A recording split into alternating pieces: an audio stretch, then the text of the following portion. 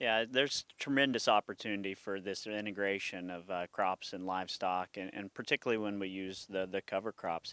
We don't have any more pasture land, right? We have a little less each year, but there's a lot of people that want to be in the cattle business, and they're looking for alternatives. And growing forage crops in between cash crops can not only be beneficial to that cash crop from a soil health and sustainability standpoint, but it can be beneficial to your cattle enterprise because it's feed. One of them will go down a little bit, another will come up, and you've got to evaluate the economics of where you're hurting one and helping the other to make sure that there's a plus at the end. Absolutely. It's a system analysis, and sometimes the best system might be giving up a bushel or two on the cash crop if there's enough benefit to the livestock enterprise. But there's some of these combinations that actually don't really have any negative impact on the crop and is beneficial to the cattle, and those are make a lot of sense, right? Because it's a win-win then.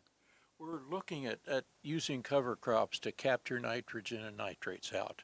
When we do that, um, some people are wanting to keep those above the surface so they don't wash away. The livestock are carrying it off. How do we evaluate that nitrate issue by raising cover crops but yet grazing it? And that's where I think we still have some questions to answer. We know what the potential benefit of cover crops are, but when we integrate livestock into that, we need to be able to quantify and make sure that we're still getting some of the same benefits. And some of our early data shows that we still are getting the same benefits from a nitrate reduction. Yep. Okay. And how do we measure that? What should a guy think about of how we're going to really evaluate it?